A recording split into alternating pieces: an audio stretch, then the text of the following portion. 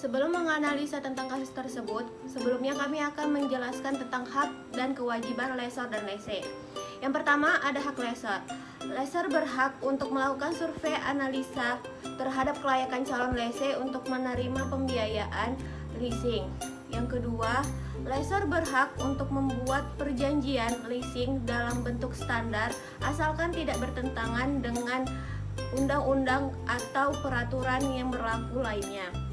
Yang ketiga, lessor berhak untuk menetapkan besarnya angsuran, cara pembayaran, dan jangka waktu pembayaran asalkan hal tersebut dilakukan dengan wajar dan disesuaikan dengan nilai aktiva atau barang modal, bunga leasing, dan keuntungan yang ingin diperoleh secara wajar.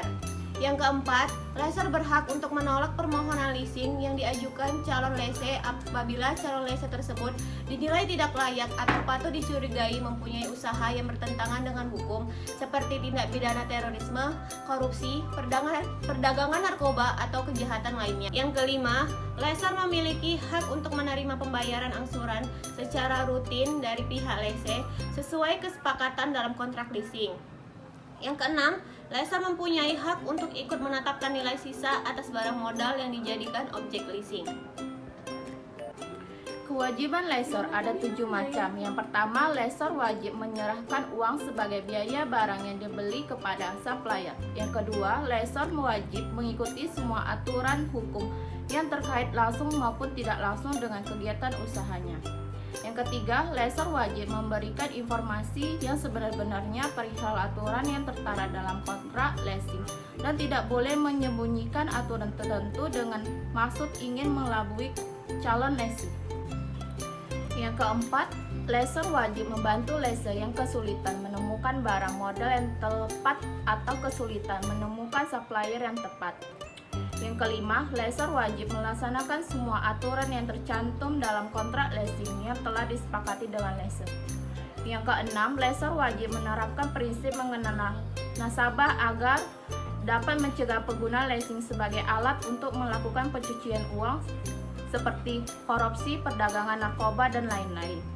Yang ketujuh, lessor wajib memeriksa kelayakan calon lessee yang untuk memastikan apakah calon tersebut mempunyai usaha atau pekerja yang dapat diandalkan untuk membayar angsuran leasing. Selanjutnya, hak-hak lese. Hak-hak lese ada 8 macam. Yang pertama, lese mempunyai hak untuk mengetahui semua orang ketentuan dan persyaratan yang tercantum dalam kotak leasing. Yang kedua, lese mempunyai hak opsi pada akhir masa kontrak untuk memilih membeli barang modal, mengembalikan barang modal, atau memperpanjang kontrak leasing. Yang ketiga, lese memiliki hak untuk menolak menandatangani kontrak leasing apabila lese tidak setuju dengan syarat yang ditentukan dalam kotak tersebut. 4. Lese berhak untuk menerima menggunakan barang modal yang dijadikan objek perjanjian leasing. Kelima, lese berhak untuk mengajukan keberatan kepada pihak produsen jika barang modal yang diterimanya tidak sesuai dengan spesifikasi yang disepakati. Keenam, lese berhak untuk memilih barang modal yang dibutuhkan dan berhak pula memiliki supplier yang disenanginya. 7. Lese berhak mendapatkan informasi yang sebenarnya dari produsen perihal barang modal yang akan dibeli, layanan penjualan fasilitas yang diberikan oleh produsen. 8. Lese berhak menuntut lessor melalui jalur ligitasi apabila lessor terbukti. Kewajiban lese. Yang pertama, lese berkewajiban untuk memberikan informasi secara benar tentang kondisi usahanya dan kemampuan keuangannya agar pihak lessor dapat membantu membuat skema pembiayaan yang paling sesuai dengan kondisi lese. Yang kedua, lese wajib menjelaskan tujuan penggunaan barang modal yang dibutuhkannya. Yang ketiga, lese wajib membayar angsuran sesuai jumlah dan jadwal yang disepakati dalam kontrak leasing. 4. Lese wajib menjaga dan memelihara barang modal yang dititipkan kepadanya. Yang kelima, lese wajib membayar pajak yang berkaitan dengan penggunaan barang modal dan atau pajak barang modal yang dijadikan objek leasing. Yang keenam, leasing berkewajiban melunasi barang modal sesuai nilai sisa yang disepakati pada awal kontrak apabila lese memilih opsi membeli barang modal tersebut. Yang ketujuh, lese wajib menjaga barang modal dan tidak boleh mengubah atau menukar barang modal tersebut tanpa seizin pihak lesor. Yang ke-8, lese wajib menanggung biaya asuransi kerugian. Biaya asuransi tersebut dapat dimasukkan ke dalam komponen cicilan agar tidak memberatkan lese. Yang ke-9, lese wajib mengeluarkan biaya operasional barang modal seperti biaya bahan bakar, biaya pelumas, suku cadang, dan lain-lain. Yang ke-10, lese wajib merawat barang modal sesuai petunjuk teknis dari supplier. Dalam analisis kasus tersebut, ada beberapa langkah yang dilakukan leasing dalam menghadapi kredit bermasalah, yaitu melakukan pemberitahuan tentang keterlambatan melalui telepon dan surat menyurat, yaitu surat pemberitahuan dan surat peringatan dari pengacara lesor.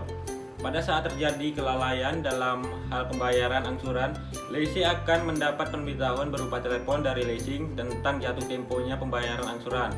Pemberitahuan melalui telepon biasanya dilakukan apabila lese telah lalai membayar angsuran setelah 3 hari dari tanggal jatuh tempo pembayaran angsuran.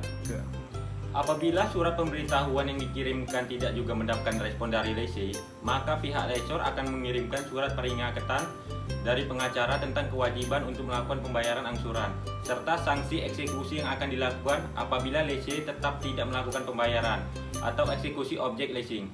Sejalan dengan itu, apabila semua pemberitahuan tersebut tetap tidak mendapatkan respon dari lese, maka bagian penagihan atau kolektor akan mulai mencari lese dan kendaraannya yang menjadikan objek leasing tersebut.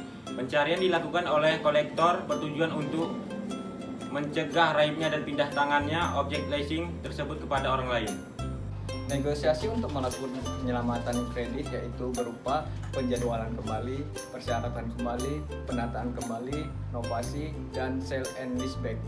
Apabila selama masa pemberitahuan masa telepon dan surat lease menghubungi lesor, maka dapat dikatakan lease tersebut memiliki itikat baik serta memiliki kemauan untuk melanjutkan perjanjian leasingnya. Bagi lease yang memiliki seperti ini, leasing akan memberikan opsi-opsi alternatif kepada lease untuk memberikan penyelamatan kredit. Penyelamatan kredit adalah suatu langkah penyelesaian kredit bermasalah melalui perundingan atau negosiasi kembali antara lesor dan lease.